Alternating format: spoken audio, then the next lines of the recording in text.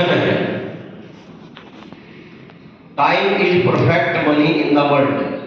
संसार में समय सबसे बड़ा धन है। अच्छा, क्या ये वाक्य सही है? इन्हें हम भाष्य दृष्टि से संभावित वाक्य कहते हैं। समय सबसे बड़ा धन नहीं है। अगर समय सबसे बड़ा धन है तो फिर अंबानी के पास भी 24 घंटे और हमारे पास भी 24 घंटे हैं। उसके पास 25वां घंटा नहीं है एक दिन में। सबके पास बराबर, परंतु सबकी स्थितियां अलग अलग है। शास्त्र कहता ये है समय सबसे बड़ा धन है। ये संभावित वाक्य है। मैंने समय को धन में परिवर्तित किया जा सकता है, और केवल धन में नहीं। आप सुबह 4 बजे उठ के 2 घंटे व्यायाम और प्राणायाम में लगाइए, वो 2 घंटे आपके समय आपके स्वास्थ्य में कन्वर्ट हो जाएंगे। वही 2 घंटे आप वेद और सदशास्त्रों को पढ़ने में लगाइए, वही 2 घंटे आपके ज्ञान में कन्वर्ट हो जाएंगे। वही 2 घंटे अपने बिजनेस में लगाइए, वही 2 घंटे आपके धन में आपके धन में परिवर्तित हो जाएंगे। मैंने जिधर समय को लगाएंगे समय उसमें परिवर्तित होता चला जाएगा। इसे कहते संभावित वाक्य। इसीलिए जो हम ये कह रहे हैं आगे उजड़ ना जाए दयानंद की फुलवारी, मैं अब इसे काव्य से गद्य में ला करके कहता हूं। एक बात बताइए मुझे, आर्य समाज की आयु कितनी है? अब ये सैद्धांतिक प्रश्न आ गया। आर्य समाज कब तक जिएगा? अब इसके 2 उत्तर होंगे महाशय जी। एक भावनात्मक उत्तर, हम चाहेंगे जब तक सूर्य चंद्रमा रहे तब तक। एक होगा सैद्धांतिक उत्तर, भावना इसमें नहीं चलेगी। इसमें कहेंगे आर्य समाज की आयु कब तक है, इसका शास्त्रीय उत्तर खोजना पड़ेगा। समझ में तो आ रही है ना बात? कब तक आर्य समाज की आयु है? जात कर्म संस्कार में नवजात शिशु को आशीर्वाद देते हुए अंत में वेद के मंत्रों के माध्यम से इसका उत्तर दिया है कि आर्य समाज कब तक जीवित रहेगा। अब ये आर्य समाज को पीछे कर दो आप, अभी अग्नि को। अच्छा, अग्नि की आयु कितनी है? अग्नि कब तक जीवित रहेगी? अगर मेरी बात आपके हृदय की ग्रंथि तक पहुंचे तो हाथ उठाकर समर्थन करना। ये भावना से सैद्धांतिक पक्ष फैला रहा हूं। अग्नि की आयु कितनी है? अग्नि कब तक जीवित रहेगी? वहां मंत्र कहता है अग्निर आयुष्मन्तः, हे नवजात शिशु तू अग्नि के जितनी आयु प्राप्त कर। कब तक अग्नि जीवित रहेगी? वनस्पति भी आयुष्मन्तः, मैंने जब तक अग्नि में वनस्पति की आहुति पड़ती रहेगी तब तक अग्नि जीवित रहेगी। आयु तब तक है अग्नि, निश्चित नहीं है। आज आहुतियां देनी बंद कर दो, अग्नि समाप्त हो जाएगी थोड़ी देर में, और अनंत काल तक जब तक सृष्टि है तब तक वनस्पति की आहुति अग्नि में देते रहो, तब तक अग्नि जलती रहेगी। मैंने आयु की अग्नि की आयु कितनी है? वनस्पति भी आयुष्मन्तः है, जब तक वनस्पतियों की आहुति पड़ती रहेगी तब तक अग्नि की आयु है। आगे कहते हैं समुद्राभिर आयुष्मन्तः है, सरपंत्री भी आयुष्मन्तः है, मैंने समुद्र की आयु कितनी है? मंत्र कहता है जब तक इसमें नदियों की आहुति पड़ती रहेगी तब तक समुद्र की आयु है। तब तक समुद्र जीवित रहेगा जब तक इसमें नदियों की आहुति पड़ती रहेगी। वहां फिर देवता की चर्चा है, वहां फिर ऋषियों की चर्चा है। ऋषियों की आयु कितनी है? वहां कहते हैं वर्तैर आयुष्मन्तः, जब तक ऋषि व्रतों का पालन करते रहेंगे तब तक ऋषियों की आयु है। व्रत छोड़ दो, ऋषि तो गया। आगे यहां आकर कमाल की बात कहते हैं, फिर कहते हैं, ये मैंने वहां से जोड़ता हुआ कह रहा हूं, आर्य समाज की आयु कब तक है? वहां अंतिम मंत्र में कहते हैं ब्राह्मणैर आयुष्मन्तः, ब्राह्मणों की आयु कब तक है? ब्रह्म आयुष्मन्तः, जब तक वेद विद्या ब्राह्मणों की, वेद विद्या में ब्राह्मण अपनी आहुति देते रहेंगे तब तक ब्राह्मणों की आयु है। इसी प्रकार आर्य समाज की आयु कब तक है? जब तक इसमें लेख राम स्वामी शतानंद अनेक गुरु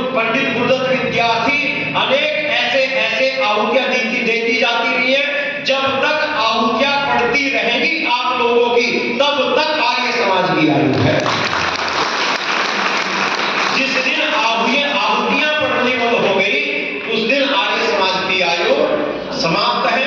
मैंने आर्य समाज कब तक जीवित रहेगा? जब तक एक वेद में मंत्र आता है अश्वनवती रीयते स्मरणोम उद्दिष्टे प्रयतरता सखाय। मैं इस संसार की नदी को पार करूं, कैसे? संसार का मित्र बनकर पार करूं। मैंने प्रकृति के नियमों का पालन करने से जो व्यक्ति, जो परिवार, जो समाज, जो राष्ट्र, जो समुदाय प्रकृति के नियमों से अपने आप को पृथक करेगा वो नष्ट भ्रष्ट हो जाएगा, उसे कोई नहीं रोक सकता। प्रकृति का पहला नियम है, प्रकृति का पूरे ब्रह्मांड गैलेक्सी से लेकर एक अणु में नाभिक के चारों ओर घूमने वाले इलेक्ट्रॉन प्रोटॉन तक एक नियम है, सब कुछ सर्कल में है। प्रकृति में क्या है? सब कुछ सर्कल में है। मैंने चंद्रमा पृथ्वी का चक्कर लगा रहा है, पृथ्वी सूर्य का चक्कर लगा रही है, सूर्य गैलेक्सी के साथ गैलेक्सी का, और ऐसे सब कुछ ब्लैक होल का चक्कर लगा हुआ है। मैंने सब कुछ चक्कर में है। ये चक्कर केवल गोल गोल नहीं होता। जिस समय वेद की दृष्टि से देखते हैं यह चक्र, यह सर्कल प्रत्येक वस्तु में दिखाई देगा। अब ध्यान से सुनना मेरी बात। अब हम सिद्धांत से थोड़ा भावनात्मक हो रहे हैं, आप भी थोड़ा सा जुड़ जाएं मेरे साथ। अब आपके वाले प्यारे सिद्धांत से भावनात्मक। मैंने ये चक्र जब तक चलेगा तब तक व्यक्ति बचेगा, समाज बचेगा, संस्था बचेगी, तब तक ये सब कुछ बचा रहेगा जब तक इस प्रकृति के पहले नियम सर्कल हमारे जीवन में, हमारे समाज में बना रहेगा। इसको एक उदाहरण से समझिए। आपने एक बीज बोया, बीज पुष्प का बीज बोया, मिट्टी में वो बीज अपने आप को गलाने लगा, उसमें से जीवन प्रस्फुटित हुआ। जीवन प्रस्फुटित हुआ, नन्ही नन्ही पंखुड़ियों के साथ वो धरती को पाटता हुआ ऊपर को बढ़ा। ये सर्कल चल रहा है, ध्यान रखिए। वो बढ़ा, धीरे धीरे उसकी शाखाएं बढ़ने लगी, धीरे धीरे तना बढ़ने लगा, और एक दिन वो पौधे के रूप में तैयार हो गया। अब पौधे पे क्या आई? पौधे पे क्या आई? कली। पौधे पे क्या आई? कली आई। अच्छा, आपने बोया क्या था? अब कली आई, कली के बीच में क्या है? कली अपने आप में क्या लेकर आई? मैंने पुष्प खिला, पुष्प के बीच में क्या है? बीज है। बोया क्या था? बीज से शुरू होकर सर्कल कहां पूरा हुआ? बीज पर। अब आंधी आई, तूफान आई, या पुष्प अपने आप सूख गया, अब वो पुष्प टूटकर कहां गिरा? जहां आपने बीज बोया था। पुष्प कहां गिरा? उसी धरती पर जहां आपने बीज बोया था। बीज से चक्र प्रारंभ हुआ, पौधा बना, पखुड़िया बनी, कलियां खिली, पुष्प खिला, और पुष्प फिर उन बीजों को लेकर धरती पर गिर गया।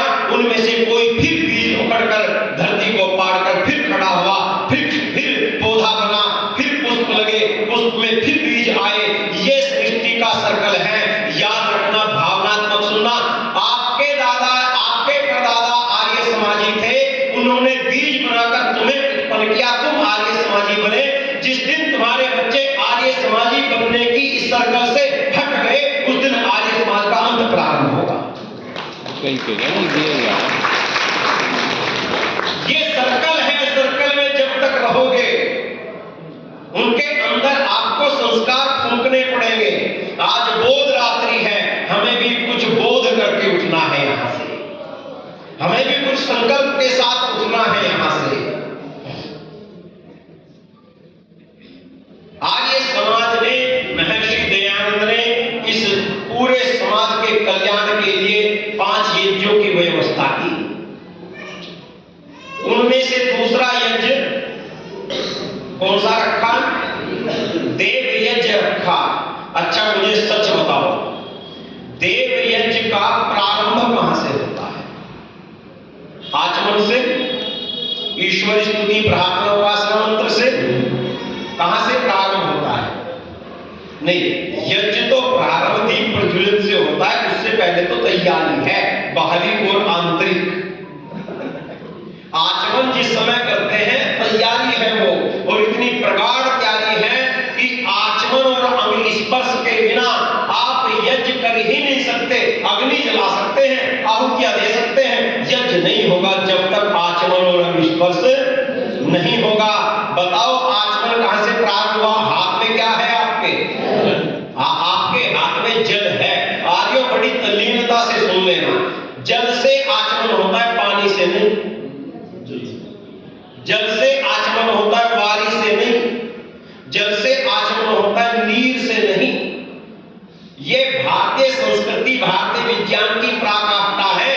एक एक तत्व के, एक एक पदार्थ के जितने जितने नाम हैं, उतने उतने उसके कार्य अलग अलग हैं।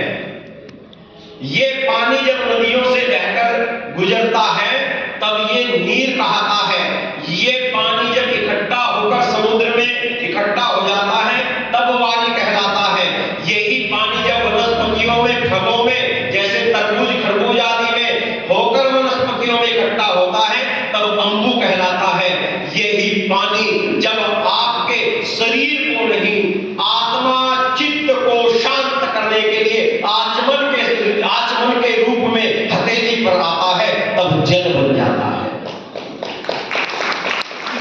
यही पानी तब जल बन जाता है।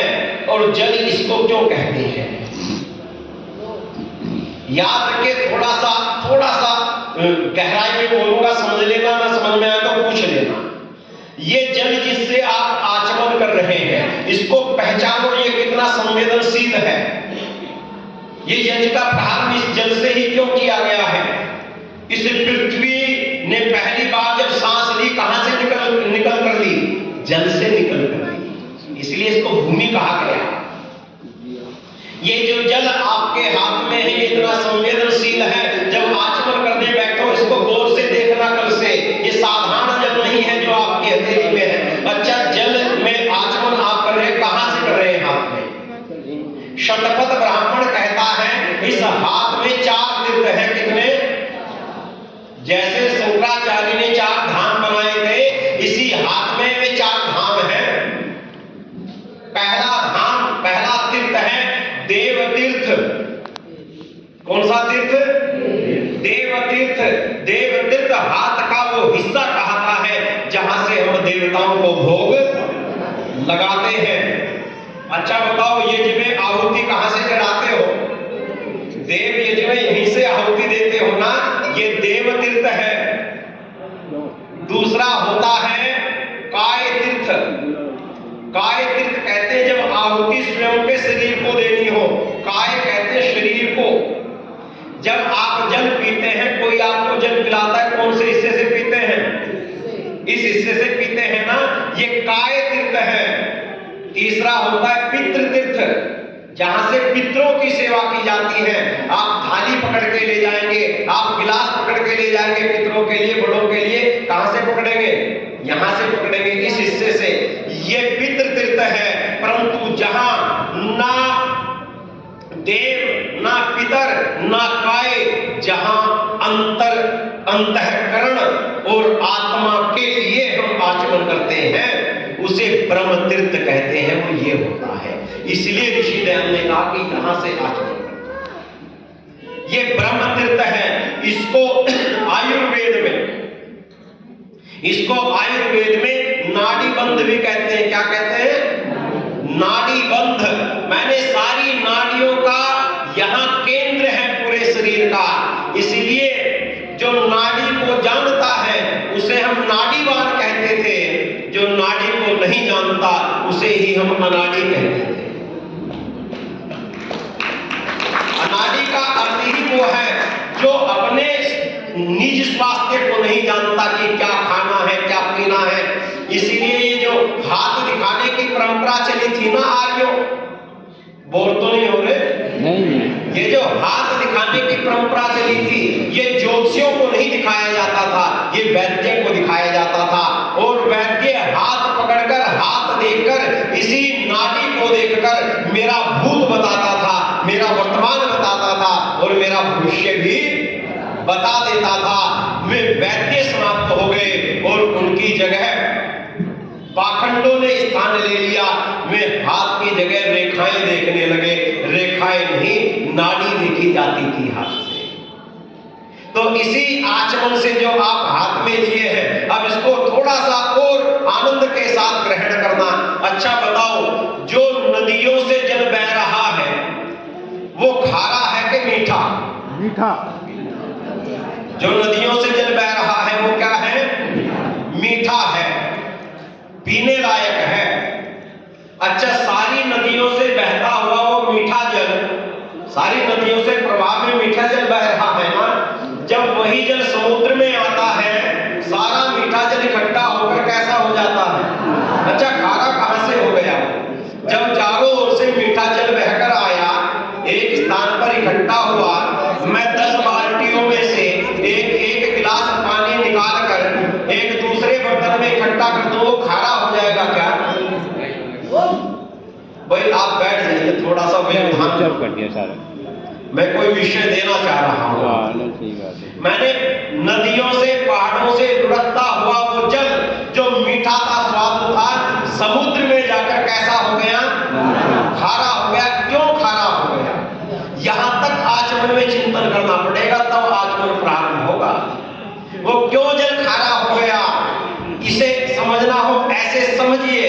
अच्छा, समुद्र के जल का स्वाद कैसा है? खारा है।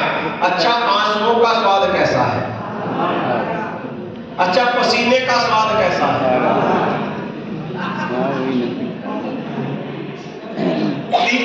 तीनों का स्वाद खारा है ना।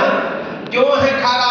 वो जो प्रकृति में नियम कार्य कर रहा है, वही जल का नियम मेरे शरीर में कार्य कर रहा है। 3 प्रकार के आंसू होते हैं। एक होते स्वाभाविक आंसू। स्वाभाविक आंसू, जो जल आपकी आंखों में निरंतर चलता रहता है, जिससे आंखें शुष्क ना हो, सजल बनी रहे, नम बनी रहे, उस जल का स्वाद बिल्कुल भी खारा नहीं होता। दूसरे प्रकार का आंसू होते हैं प्रतीकात्मक आंसू, ये रिफ्लेक्शन आंसू, जो रिफ्लेक्स करते हैं। मैंने आपकी आंखों में चोंद लगी, आपकी आंखों में तिनका गिर गया, एकदम आंसू बहने लगे और तड़ातड़ आंसू गिरने लगे। आप सर्च करके देख लेना, उन आंसुओं का स्वाद भी खारा नहीं होता। आपके दिल पर कोई जाकर शब्दों की चोट लगी, सारी नस नाड़ियां आपकी हिल गई, दिल की धड़कन बढ़ गई, चिंताएं होने लगी। उस समय अंदर शरीर में चल रही क्रांति को, उस विषैली तरंगों को बाहर लेकर निकलने वाले जो आंसू निकलते हैं दुख की अवस्था में, केवल उनका स्वाद वैसा होता है जैसा समुद्र का होता है। वे आंसू खारे होते हैं। क्यों होते हैं खारे, इसको समझ लीजिए। जैसे पहाड़ियों से, नदियों से चलता हुआ जल शरीर, पृथ्वी की देह को, पृथ्वी के शरीर को नहलाता हुआ, उसके गंध को बहाकर ले जाता हुआ समुद्र में इकट्ठा होता है। समुद्र में केवल जल नहीं है, पृथ्वी के शरीर का गंध भी उसके साथ गया है। और कितना गया है? 1 वर्ष में समस्त पृथ्वी की नदियां 4 अरब टन नमक पृथ्वी से खींचकर ले जाकर समुद्र में डाल देती हैं। अगर वो ना डाला जाए, विद साइंस आप देखेंगे, 10 साल यदि नदियों को रोक दिया जाए, पूरी पृथ्वी की माटी ऊपर की परत नमकीन हो जाएगी, एक पौधा पैदा नहीं हो सकता। ये परमात्मा का चमत्कार है। जब आगे से आचमन करो तो देखना ये जल कितना बड़ा विज्ञान है। ठीक इसी प्रकार जैसे पृथ्वी के जहर को बहाकर ले जाता है पहाड़ियों से उतरती हुई नदियों का जल, ठीक ऐसे ही अंदर आपके जब भावनाओं का जहर फैलता है, तुरंत परमात्मा की ये महान वैज्ञानिकता से बना हुआ शरीर आपकी उन विषम, आपकी उन जहरीली भावनाओं को आंसू के साथ बाहर फेंक देता है। इसलिए वो जल कड़वा होता है, वो जल खारा होता है। और यहीं तक नहीं, याद रखना, जिस समय एक गर्भिणी बहन जिसके गर्भ में शिशु पल रहा है, वो शिशु जिस गर्भ की झिल्ली में अपने शरीर का निर्माण कर रहा है, उसके चारों तरफ क्या भरा रहता है?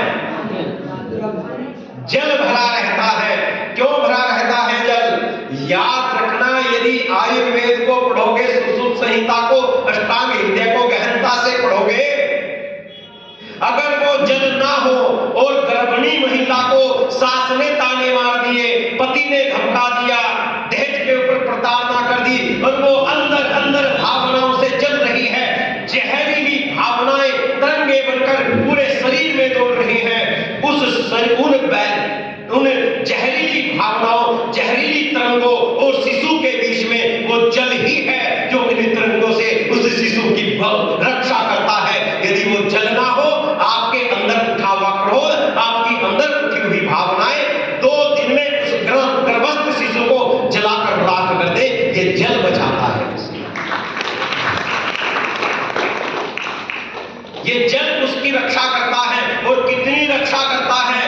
आपकी सड़ी हुई भावनाओं, क्रोध की, कामनाओं की, वासनाओं की भावनाओं को झेलते झेलते झेलते झेलते वो जल इतना जहरीला हो जाता है कि जन्म लेते समय उस नवजात शिशु के मुख में यदि उस झिल्ली के चारों ओर भरे हुए जल का जरा सा कतरा भी अंदर चला जाए, जान बचानी भारी हो जाती है, बच्चे की प्राण रक्षा करनी भारी हो जाती है, इतना जहरीला हो जाता है। तो ये जल साधारण नहीं है जिसमें आप आचमन करने चले हैं, ये तो केवल आचमन की बात हुई।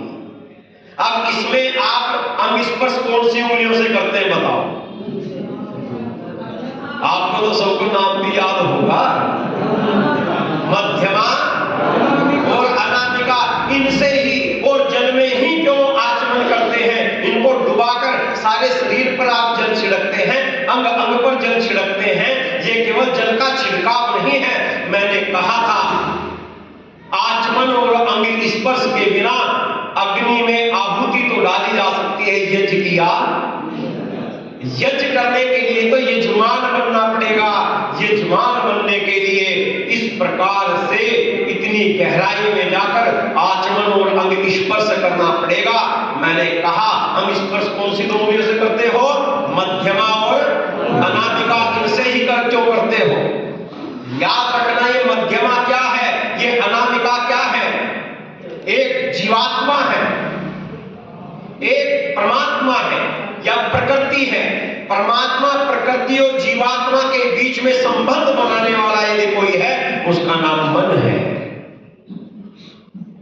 मन मध्य में है, प्रकृति और जीवात्मा के, प्रकृति और जीवात्मा और परमात्मा के मध्य में कौन है? मन है। ये मध्यमा कौन हुई? मन। जोर से बोल दो, ये मध्यमा क्या हुई? मन हुई। अनामिका कौन हुई? अच्छा बताओ, आपका नाम क्या है? जैसे महाशय जी का नाम राजेश सेठी है, अच्छा आपका नाम है ये? नहीं, ये तो माता पिता ने दिया था, अपना नाम बताओ। जन्म से पहले तो ये नहीं था। आत्मा का नाम क्या है? वैसे तो वेद में कर्तुवादी आते हैं, परंतु सांसारिक रूप से आत्मा का कोई नाम नहीं है, और जिसका कोई नाम नहीं होता वो अनामिका होती है। ये दूसरी उंगली आपकी अनामिका है, बीच की उंगली मध्यमा मन, दूसरी अनामिका आत्मा। अंग स्पर्श आपको कह रहा है जब तक मन और आत्मा पूर्ण रूप से इस जल में न डूब जाए, तब तक ईश्वर स्तुति, प्रार्थना, उपासना का प्रारंभ, यज्ञ का प्रारंभ नहीं हो सकता। मैंने पूछा, अरे इस आत्मा और मन को इस जल में डुबाने को क्यों कह रहे हो? ये जल आखिर है क्या? शास्त्र बोला, जायते लीयते यस्मात् यस्मिन सह जलय, जिससे संसार उत्पन्न होता है, जिसमें लय हो जाता है, उसी परमात्मा का प्रतीकात्मक रूप आज तुम्हारे हाथ में ये जल है। जब तक मन और आत्मा परमात्मा में पूरी तरह डूब ना जाए, तब तक ईश्वर स्तुति, प्रार्थना, उपासना नहीं, तब तक ये जल नहीं। यज्ञ पर बैठे हुए फोन भी मिला रहे हो, ईश्वर स्तुति प्रार्थना भी चल रही है। यज्ञ पर बैठे हुए बार बार डायल भी कर रहे हो, ईश्वर स्तुति उपासना भी चल रही है। इसलिए यज्ञ का वो परिणाम ये पुरोहित लोग आपको नहीं दे पा रहे हैं जो मिलना चाहिए था।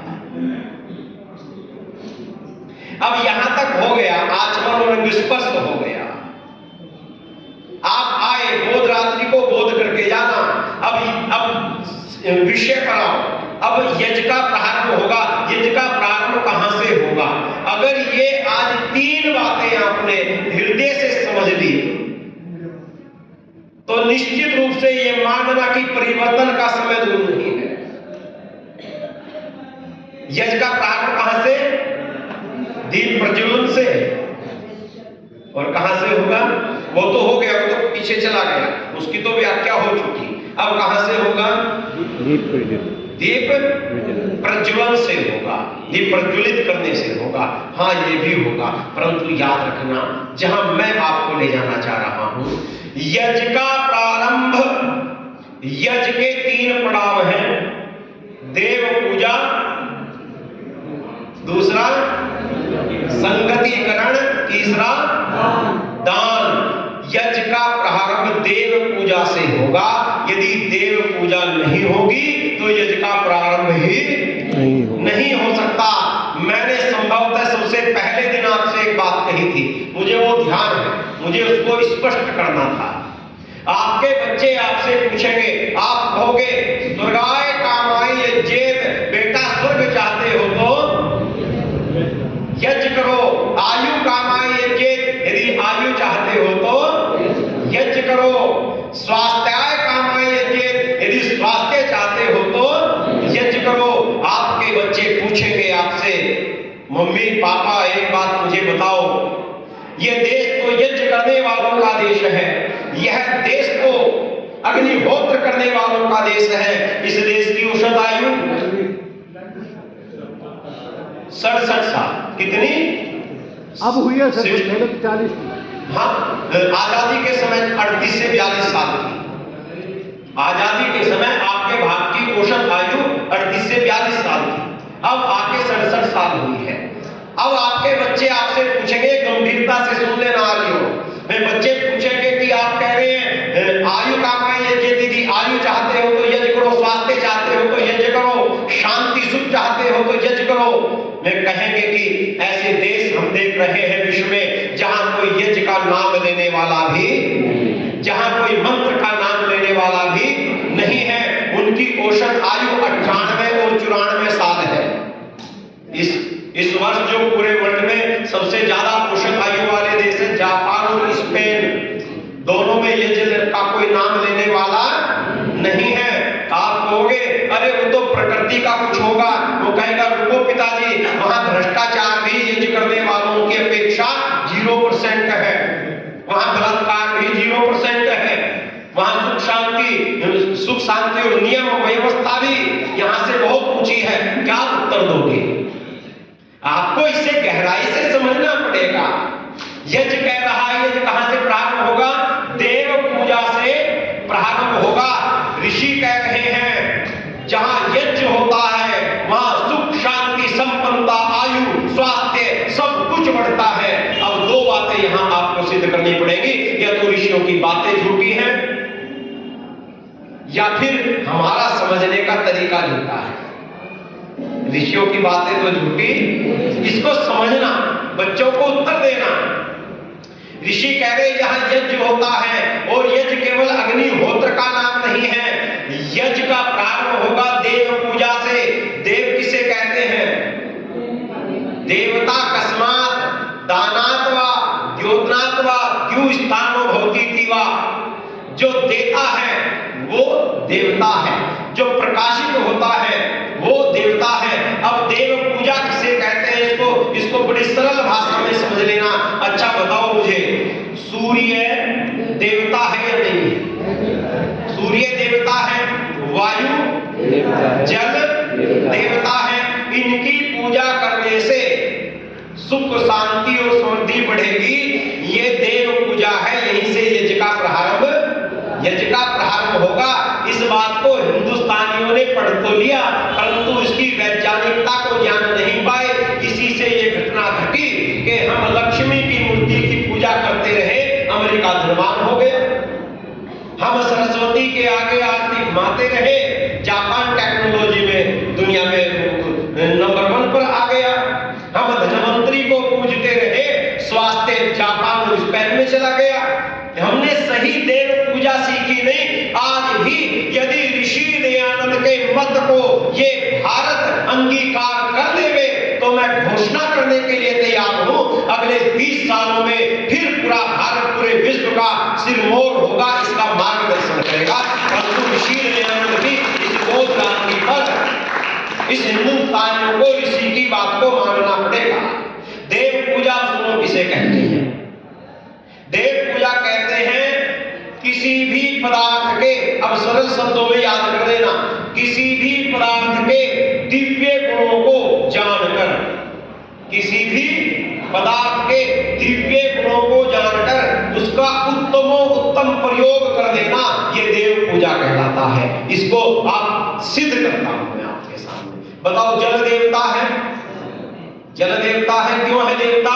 हमारी प्यास बुझाता है, जीवन सामान्य बुद्धि केवल देवता की, जल पदार्थ की किसी केवल इसी दिव्यता को देख सकता है। सामान्य बुद्धि हमारे आपके जैसे जो विशिष्ट बुद्धि होते हैं, जिन पर ईश्वर कृपा होती है, जो वैज्ञानिक बुद्धि होते हैं, वे उन्होंने देखा, अरे ये जल केवल प्यास नहीं बुझाता, अरे ये जल केवल शरीर का शोधन नहीं करता, ये जल जब अपने आवेग में बहता है, ये जल जब अपने बल के साथ बहता है, इस जल में इतना बल भी है कि ये बड़े बड़े वटवृक्षों को, बड़ी बड़ी बिल्डिंगों को बहाते हुए ले जाता है, उखाड़ कर फेंक देता है। इस जल में इतना बल भी है।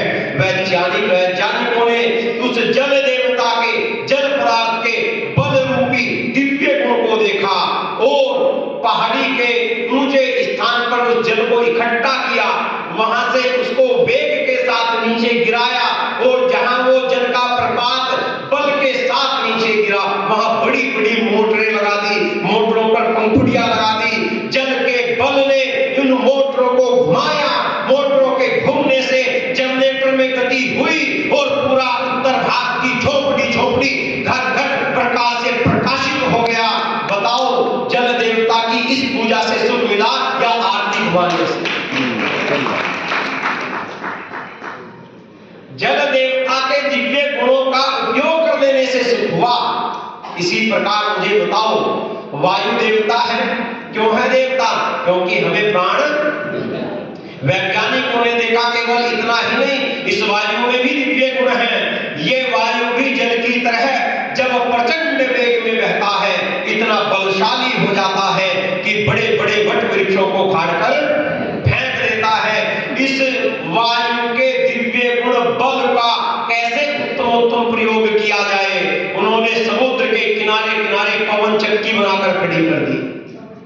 वायु देवता के बल का वैज्ञानिक प्रयोग लिया और उस वायु के बल ने पंखुड़ियों को घुमाया, घूमने से पवन चक्की के पीछे लगे जनरेटर में गति हुई और पूरा दक्षिण भाग की झोपड़ी झोपड़ी, घर घर प्रकाश से प्रकाशित हो गया।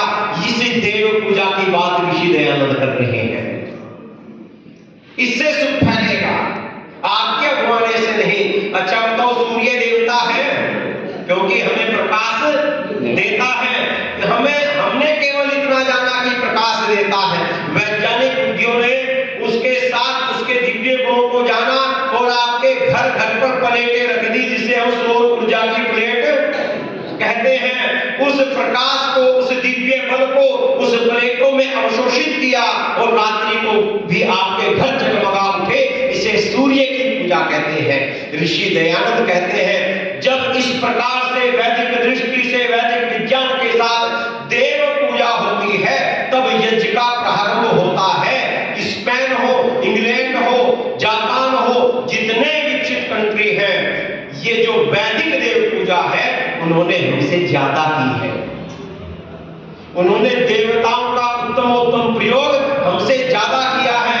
इसका मतलब वे ही यज्ञ कर रहे हैं। अग्निहोत्र का लाभ उन्हें अभी नहीं पता, परंतु वैदिक दृष्टि से प्राकृतिक संसाधनों का देव पूजा वे हमसे अधिक कर रहे हैं, इसलिए हमसे ज्यादा सुखी है।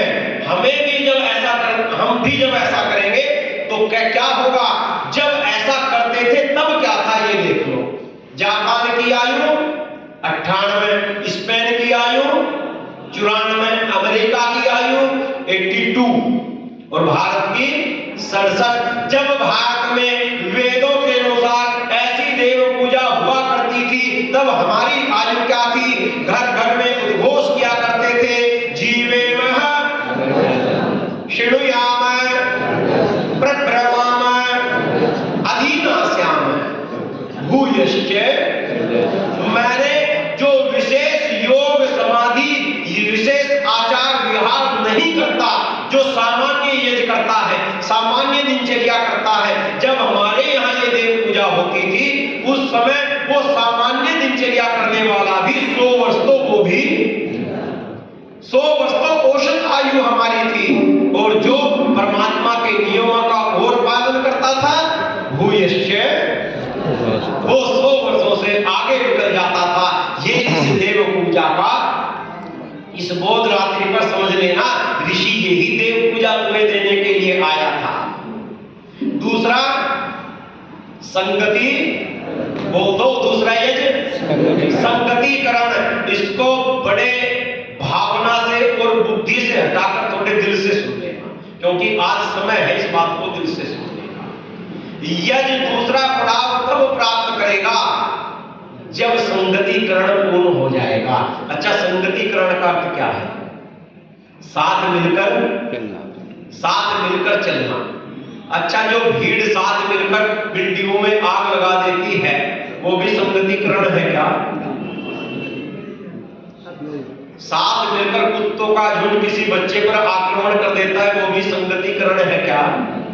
संगतिकरण का अर्थ नहीं है कितना गहरा संगतिकरण का अर्थ है, कितना गहरा, बस इतना गहरा जितना देव पूजा का था। जितना देव पूजा का अर्थ जितना गहरा था, संगतिकरण का भी अर्थ उतना गहरा है। उसके बिना यज्ञ होगा नहीं। और जब तक ऐसी देव पूजा और संगतिकरण और दान होंगे नहीं, तब तक ऋषि का स्वप्न पूरा नहीं होगा। संगतिकरण किसे कहते हैं, इसे समझ लो। एक माता अपनी रसोई में खिचड़ी बनाने के लिए गई। माता ने सबसे पहले 1 गिलास चावल लिया। क्या लिया जी? चावल। 1 गिलास चावल लिया। जैसे 1 गिलास चावल लिया, उसके बाद उसने हल्दी उठाई और हल्दी को जैसे ही हाथ लगाया, हल्दी चिल्ला पड़ी। हल्दी चिल्ला पड़ी और बोली, हे मां, बहुत दिन हो गए अपमान सहते सहते। हे मां, बहुत दिन हो गए दमन सहते सहते। मां बोली, आज तुझे क्या हुआ? बोली हल्दी, अरे मां, इतने दिनों से अपने प्रति अन्याय सहन कर रही हूं। मेरा कोई दर्जा इस परिवार में है या नहीं? अरे कहना क्या चाहती है? उसने कहा कि चावल तू 1 गिलास लेती है, मुझे 1 चम्मच। आज से इस घर में बराबर का हक चाहिए। बजा भी है ढंग से। मुझे इस घर में बराबर का हक चाहिए। कहना क्या चाहती है? अरे चावल 1 गिलास में इतना सा, अब मुझे अपनी औकात का ध्यान आ गया है। अब मैं ये बर्दाश्त नहीं कर सकती, मुझे इस घर में बराबर का हक लेना है। क्या कहना चाहती है? अगर 1 गिलास चावल तो 1 गिलास हल्दी। मां ने नमक की ओर देखा, नमक चिल्ला पड़ा, अरे मां, चावल का रंग देख, मेरा देख। चावल से 21 हूं, 19 नहीं हूं। मैं भी बहुत दिनों से बेइज्जती बर्दाश्त करता चला आया। आज से मुझे भी इस घर में बराबर का हक चाहिए। बराबर का हक चाहिए। क्या कहना चाहता है?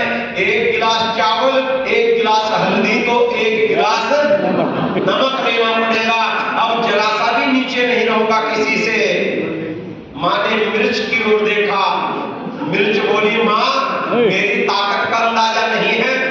इतनी ताकत होते हुए भी बहुत दिनों से चुप हूं, बस आज नहीं रहूंगी। तू क्या कहना चाहती है? मैं भी इस घर में बराबर का हक चाहती हूं। कैसा? 1 गिलास चावल, 1 गिलास हल्दी, 1 गिलास नमक, 1 गिलास मिर्च। उधर से जीरा बोला, मां, 1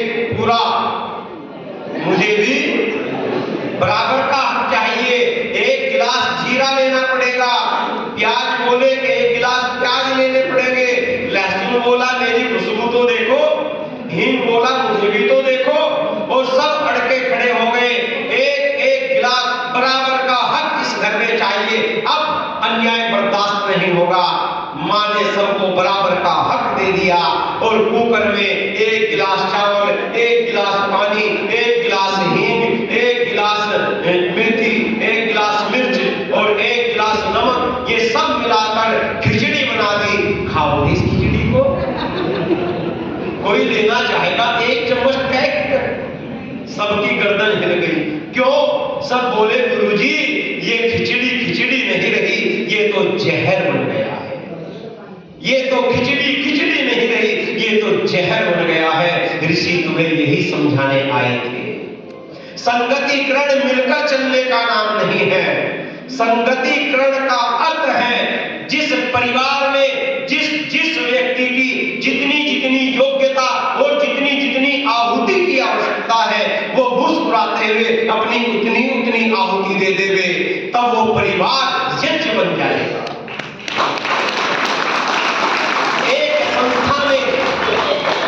संस्था में एक प्रधान है, एक कोषाध्यक्ष है, एक पुस्तकालयाध्यक्ष है, एक बेचारा सेवक है, एक पुरोहित है, एक किसी अन्य पद पर है।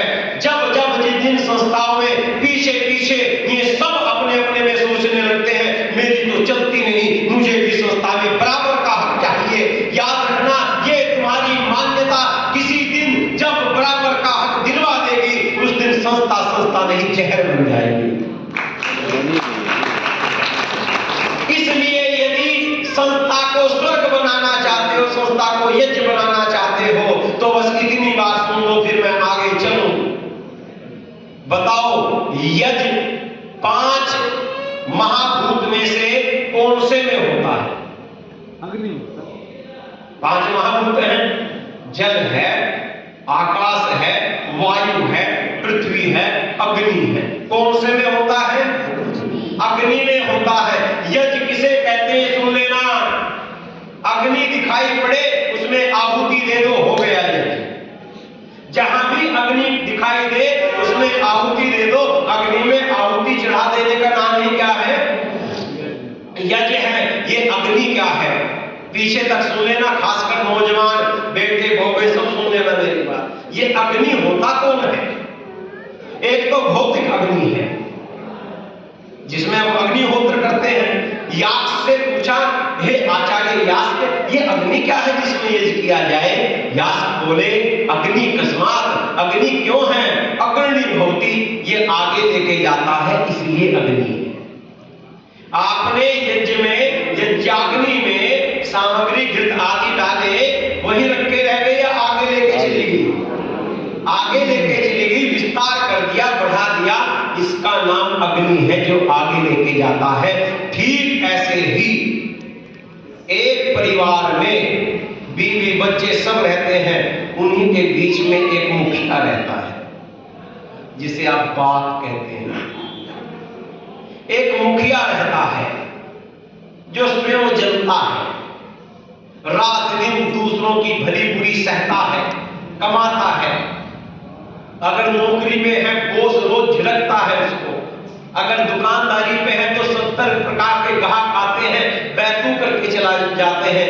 वो स्वयं जलता हुआ उस परिवार को आगे लेके जा रहा है। पत्नी की इच्छाएं पूरी करता है, हर बच्चे की इच्छाएं पूरी करता है, शिक्षा देता है, उस परिवार को आगे लेके जा रहा है। उस परिवार के लिए वो क्या हो गया? अग्नि हो गया वो मुखिया। जो परिवार उस अपने मुखिया रूपी अग्नि में अपनी श्रद्धा की आहुति दे देता है, वो परिवार यज्ञ बन जाता है, वो परिवार याचिक बन जाता है।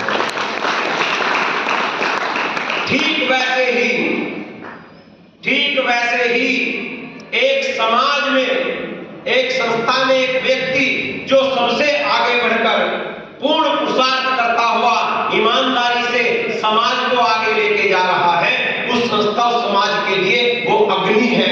जब सारे मिलकर बिना किसी बैतों के अपनी श्रद्धा की आहुति उसमें दे देते हैं, वो संस्था यज्ञ बन जाती है, राजनीति का अखाड़ा नहीं।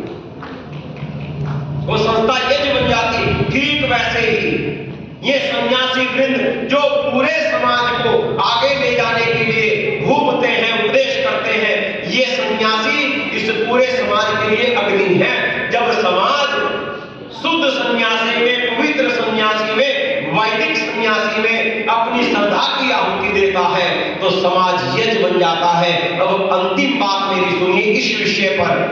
जब एक राष्ट्र नेता, एक राष्ट्र भक्त नेतृत्व करने वाला, चाहे वो सन्यासी हो या राजनीतिक हो, जब राष्ट्र के लिए खड़ा होता है, राष्ट्र को सुधारने के लिए अपने दुश्मन बनाकर भी, अपने को जलाकर भी एक प्रदेश को आगे ले जाने के लिए खड़ा होता है, उस प्रदेश के लिए वो अग्नि है। जब तक पूरा प्रदेश उसमें अपनी श्रद्धा की आहुति देता रहेगा तब तक ये प्रदेश यज्ञ बना रहेगा, बस इससे ज्यादा नहीं।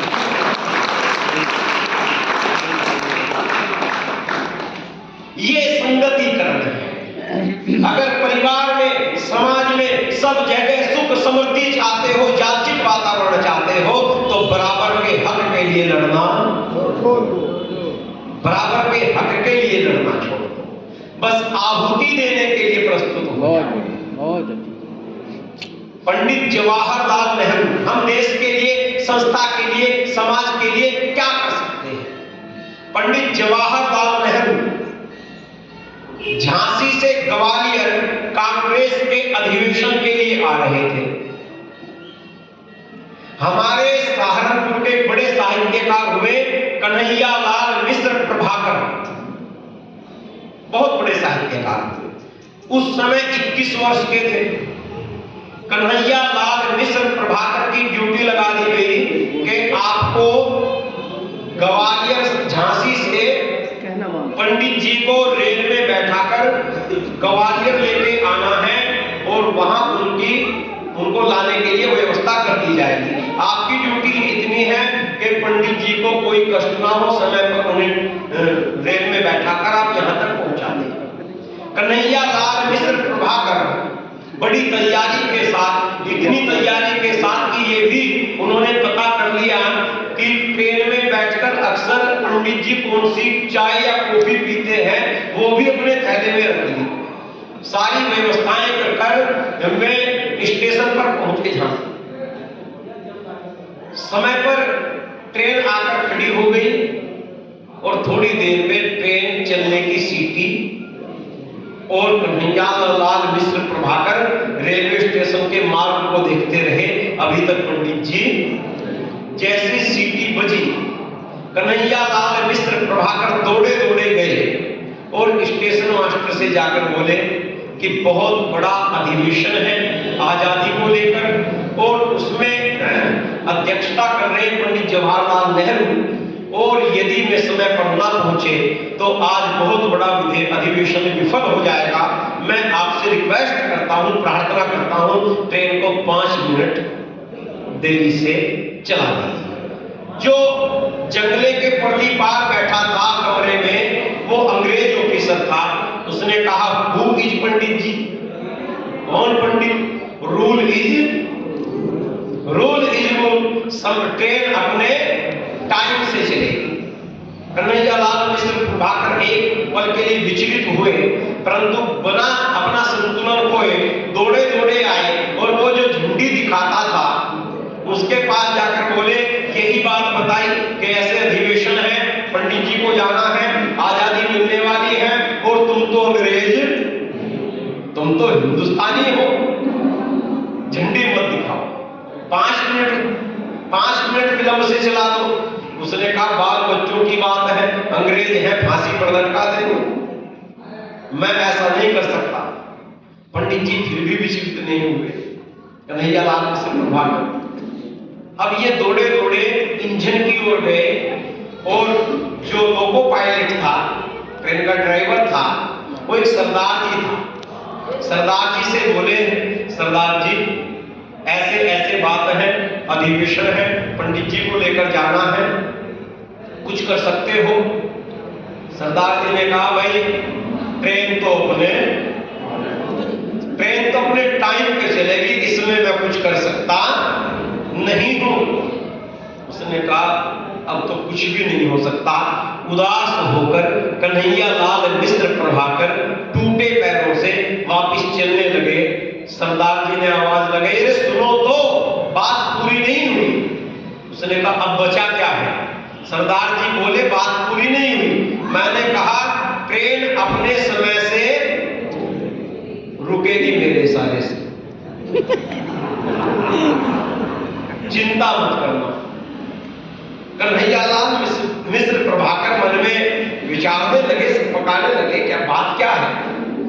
और 7 मिनट बाद ट्रेन थोड़ी सी चली, ट्रेन अपने समय से चली, थोड़ी सी चली, 50 मिनट चलकर छुक छुक की आवाज करती हुई रुक गई। सरदार जी अपने चाबी पाने लेकर उतरे और इंजन में लग गए। कन्हैया लाल मिश्र प्रभाकर दौड़ते हुए आए, खुशी से कहा पंडित जी इंजन में क्या हुआ? सरदार जी इंजन में क्या हुआ? रेल खराब हो गई क्या? उसने कहा हाँ रेल तो खराब हो गई भैया। उसने कहा कब ठीक होगी? उसने कहा जब पंडित जी आएंगे। ताली नहीं बजाओगे? ट्रेन कब ठीक होगी? जब पंडित जी आएंगे। चिंता मत करना, देश के लिए और कुछ तो कर नहीं सकता, परंतु आज ट्रेन को तो चलने।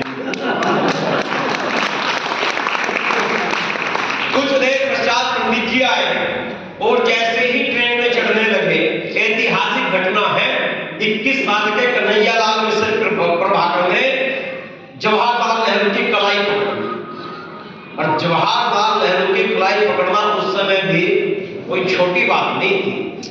पंडित जी ने एकदम उसकी ओर देखा और उसने हाथ जोड़कर कहा पंडित जी एक विनम्र प्रार्थना आपसे है, निश्चित रूप से आप लोगों का इस राष्ट्र की आजादी में बहुत बड़ा योगदान है, परंतु मैं प्रार्थना करता हूं आप एक बार चल के इंजन के पास उस सरदार ड्राइवर को एक बार थैंक यू बोल दीजिए। क्यों? क्योंकि जब भारत का इतिहास लिखा जाएगा, आपका नाम स्वर्णिम अक्षरों में लिखा जाएगा, परंतु आजादी के आंदोलन में इतना सा सहयोग तो सरदार जी का भी लिखा जाएगा। याद रखना मेरे आर्यों, ऋषि की संतानों, बोध रात्रि पर संकल्प लो। सब प्रधान नहीं बन सकते संस्था के, सब कोषाध्यक्ष नहीं बन सकते संस्था के, बनेंगे तो चंद ही व्यक्ति जितने पद होंगे, परंतु तुम इसलिए पीछे हट जाओ अब के तो वो आदमी प्रधान बन गया मुझे नहीं जाना, अब के तो वो नेतृत्व कर रहा है मैं क्यों करूं। अरे हमें अपने हिस्से की आहुति देनी है। बात बहुत बढ़िया। ऐसा ना हो कि इस ईर्ष्या द्वेष में 1000 साल बाद जब इस आर्य समाज का इतिहास लिखा जाए तो तुम्हारा नाम छीटा कसी करने वालों में आए, यज्ञ में आहुति देने वालों में ना आए। मुझे आहुति का बनना है। सही बात है, बिल्कुल सही कह रहे हो। इसे कहते हैं संगतिकरण। तीसरा पड़ाव है दान। दान। ये पूरे विश्व के लिए है, संगतिकरण भी, देव पूजा भी, दान आखिरी। और इस पे आर्य समाज जितना कार्य कर रहा है, भारत में कम से कम उतना कार्य और कोई नहीं कर पा रहा है। दान होता क्या है पहले इसे समझ लीजिए। 7 मिनट मेरे पास है, तब तक मैं विषय पूर्ण करूं। दान कोई महात्म्य का कार्य नहीं है, कर्तव्य का कार्य है। इस दान शब्द के आगे आ जोड़ दीजिए, क्या बन गया? आदान। आ हटा दीजिए, प्र जोड़ दीजिए। अब दोनों शब्द को एक साथ बोलिए, आदान प्रदान। ये स्वाभाविक प्रक्रिया है संसार की, इसे आप महात्म्य में मत जोड़िए। आदान प्रदान है, मैंने आप एक श्वास ले रहे हैं तब ले रहे हैं कि दूसरी श्वास छोड़ रहे हैं। ये आदान प्रदान इसी प्रकार संसार का नियम है। आप दान दे रहे हैं गुरुकुलों को तो विद्वान दे रहे हैं। हम यहाँ बैठे हैं तो आप लोगों के गुरुकुल में दिए हुए दान की वजह से बैठे हैं। यदि गुरुकुल भी कॉन्वेंट स्कूलों की तरह मेरे आचार्य डॉक्टर राजकिशोर भी मुझसे कह देते 1000 रुपये महीना दूंगा तो मैं कहीं मजदूरी करता फिरता। आपके दान ने मुझे कांगड़ी को स्थापित किया है। आपके दान ने इस देश को नेतृत्व दिया है। इसलिए जो दान है वो केवल आदान नहीं है, वो प्रदान भी है। प्रदान कर रहे हो तो आदान हो रहा है। ये स्वाभाविक प्रक्रिया है। अब इसमें यदि वेद की दृष्टि को जोड़ दे, अब अगर इसमें अब ऋषि की दृष्टि को जोड़ दे, आदान प्रदान में कितना अंतर आ जाता है ये सुन लीजिए। 2017 में पंजाब के बहुत बड़े उद्योगपति ने अपनी बेटी के जन्मदिन पर शिरडी वाले साईं बाबा के मंदिर में 7.5 करोड़ के सोने का सोने का छत्र दान दिया। फिर दोहरा रहा हूं, पंजाब के एक उद्योगपति ने दान कैसे किसी देश का भविष्य तय करता है ये बता रहा हूं। पंजाब के एक उद्योगपति ने 2017 में अपनी बेटी के जन्मदिन पर शिरडी वाले साईं धाम मंदिर में 7.5 करोड़ के सोने का छत्र दान किया। उसी समय उसी वर्ष अमेरिका के एक उद्योगपति ने अपनी बेटी के ही जन्मदिन पर लगभग 3 अरब रुपये दान किए। वो उन पैसों को लेकर, उस चेक को लेकर कैम्ब्रिज यूनिवर्सिटी के वैज्ञानिकों के उस विभाग में गया जो वैज्ञानिक सर्वाइकल कैंसर का टीका इजाद करने पर लगातार अपना जीवन खपा रहे थे। उसने अपने वहां के उद्योगपति ने चर्च का रास्ता नहीं पकड़ा, गुरुद्वारे मस्जिद का मंदिर का रास्ता नहीं पकड़ा। वो अपने धन को लेकर अपने देश की यूनिवर्सिटी में गया और वैज्ञानिकों को, उस समुदाय को और उस रिसर्च को वो दान कर दिया सारा पैसा जो सर्वाइकल कैंसर का टीका इजाद कर रहे थे। और उसी का परिणाम हुआ, सुनना, उसी का परिणाम हुआ। आप जाके सर्च करेंगे, डॉक्टर साहब बैठे हैं, आपने एक नाम सुना HVP वैक्सीन, लगभग ने सुना होगा जो जुड़े हुए हैं। HVP वैक्सीन है जो 9 से 14 साल के बच्चे को लगती है और जिसके लगने पर सर्वाइकल कैंसर का सारी उम्र को 90% खतरा टल जाता है। अब ये बताओ दान किसी देश का भविष्य कैसे तय करता है? आपके देश के वैज्ञानिक लोग, आपके देश के रिसर्च करने वाले लोग इसलिए हार मानकर बैठ जाते हैं कि ना तो सरकार के पास उनके रिसर्च पर खर्च होने वाली रकम है और जनता यहाँ की सारा दान उन मठों, उन मंदिरों में दे रही है जो उस दान से मेवे खाकर, शरीर में बल लाकर आपका ही शोषण, आपकी बेटियों का शोषण, बलात्कार करके जेल में पड़े हैं। और ये समाज कहते हैं यदि इस राष्ट्र की जनता दान को ही इसी दृष्टि से कर दे, 10 साल में भारत का भाग्य बदले। 10 साल में परिवर्तित हो। एक पैसा भी किसी से देने से पहले सोचो। एक व्यक्ति को मैंने प्रेरित किया, उस व्यक्ति ने उसने शादी में बहुत ज्यादा पैसा लगा दिया, शराब आदि में खर्च कर दिया और भी दान भी उसने मंदिरों में दिया। मेरी उससे वार्ता हुई, मैंने कहा तुमने ये क्या कर दिया? पैसे को दारू में उड़ा दिया, शराब में, इनमें बदमाशी में उड़ा दिया। अब उसने एक बात कही, ये बात कहकर मैं वाणी को विराम दे रहा हूं। उसने कही गुरुजी एक बात बताओ, मेरा पैसा मैं कहीं खर्च करूं? आपसे भी तो यही कहेंगे लोग, इसलिए ये मैं कह रहा हूं। उसने कहा गुरुजी मेरा पैसा मैं कहीं खर्च करूं, इसमें तुम्हें क्या लेना देना? मैंने कहा बैठ मेरे सामने, पहले यही सिद्ध कर दी तेरा पैसा। याद रखना, इस राष्ट्र को, अंतःकरण को बहुत झकझोर देने की आवश्यकता है, बहुत चेतनता प्रदान करने की आवश्यकता है। यदि आपको लगता हो मेरा पैसा मैं कहीं खर्च करूं, मैं पूछना चाहता हूं ये पैसा आया कहां से है? मेरे पास 200 बीघा खेत है जी, खेत तेरे पास है, पैसा पैसा कहां से आया है? उस खेत में जो ट्रैक्टर चलता है, उस ट्रैक्टर को बनाने के लिए जो लोहा चाहिए, उस लोहे को धरती से निकालने के लिए 24 घंटे लाखों मजदूर अपना जीवन खपाते हैं, हजारों इंजीनियर रात दिन पढ़ते हैं, तब तेरे खेत में ट्रैक्टर आता है।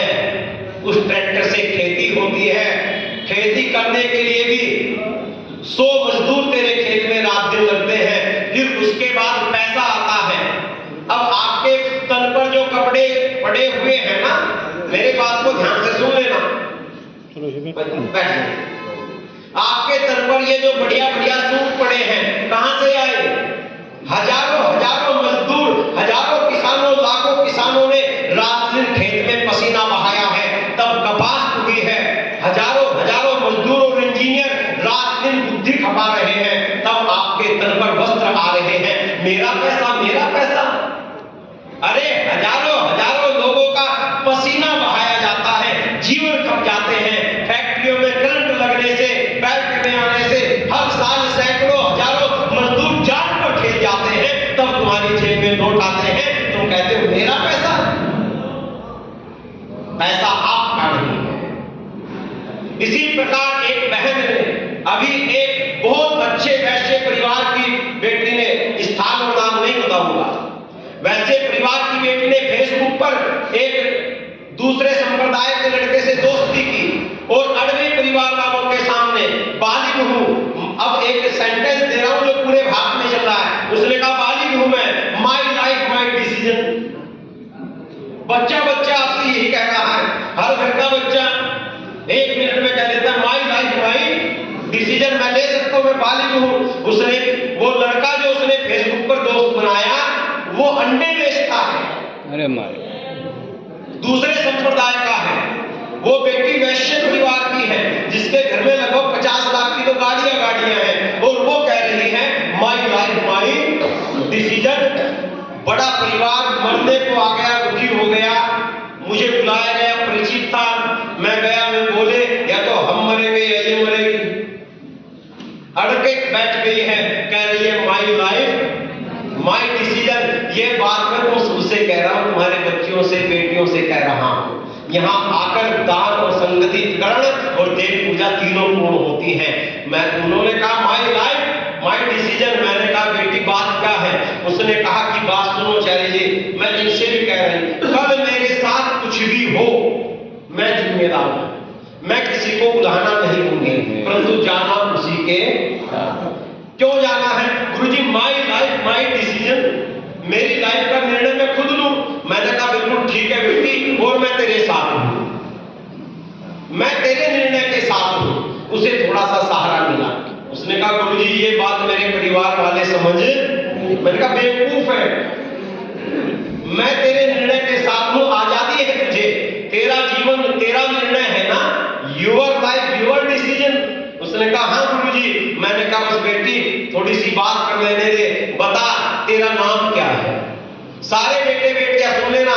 मैंने कहा बता बेटी तेरा नाम क्या है? काल्पनिक बता रहा हूं, असली नहीं बताऊंगा। उसने कहा गुरुजी सृष्टि। मैंने कहा हट, ये तो तेरे माँ बाप ने दिया है, तेरा नाम क्या है? उसने कहा गुरुजी नहीं, ये तो मेरा तो नाम यही है। अरे ये तो तेरे माँ बाप ने दिया है। अच्छा बता, अब मेरी बात गौर से सुनना, तेरे पास तो तेरा नाम भी अपना नहीं है, वो भी माँ बाप की देन है। ये जिस शरीर की सुंदरता पर इतरा रही है, इस शरीर के रोम रोम में जो सुंदरता, जो जवानी, जो खून फैल रहा है, वो इन माँ बाप की गाड़ी पसीने की खून की कमाई से बना है। इस शरीर में रक्त तेरा नहीं, मज्जा तेरी नहीं, ये शरीर भी इस माँ बाप के शरीर से कटकर बना है।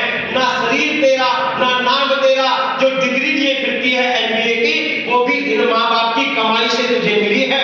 ना डिग्री तेरी, ना शिक्षा तेरी, ना शरीर तेरा, ना रक्त में, ना नसों में रक्त तेरा, ना रक्त में परमाणु तेरा। तेरा है क्या जो कह रही है माई लाइफ माई डिसीजन?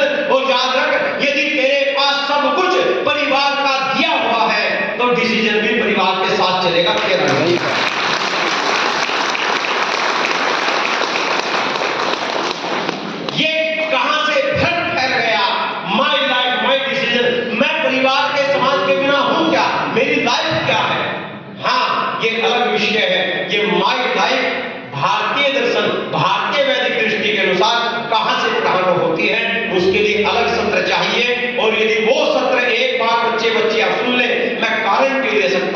में कुछ भी कर दे, घर छोड़ कर दिए जाएंगे। आपने 4 दिनों से निरंतर मुझे झेला है। अरे नहीं, क्या बात कर रहे हो?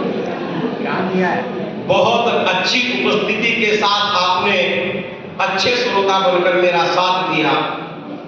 कुछ कड़वी बातें भी मेरे मुंह से कही गई होंगी, परंतु फिर भी आपने बड़े धैर्य के साथ सुना। आप बहुत अच्छे श्रोता लगभग 1 महीना बाद मुझे प्राप्त हुए। 1 महीना पहले मध्य प्रदेश में ऐसे ही श्रोता प्राप्त हुए थे, हर जगह नहीं मिल पाते। तो आपके श्रोतृत्व अक्षमता को प्रणाम करता हुआ मैं अंतिम विदाई